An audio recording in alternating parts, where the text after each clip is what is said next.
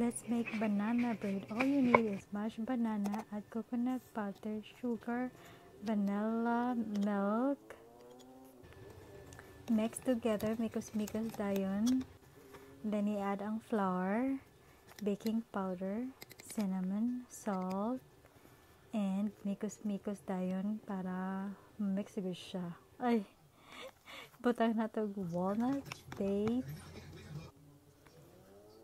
mikos-mikos na pod, and ibutang na to dayon sa atong pan na ready na. Ibutang na to flour and oil para dili mo pilit siya sa atong kuan butanganan. Then ang isa din ha nanay kuan chocolate, so ako ra nang tago ra na ako din ha. Oo, so nagibutang dayon. Ako ipakita pagud ng kuan diha karon. Naman ko mag-message sa ako nga bawal lagi ko na ang kuan. O dili ko na maayo ng mga chocolate pa.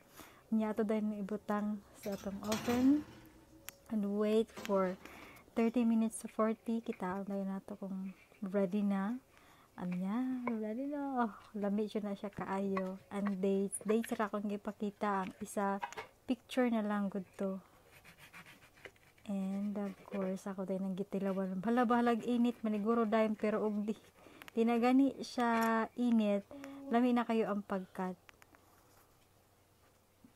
And enjoy. Magiganahan ko si Aviela and everybody dito sa balay. Pasado na.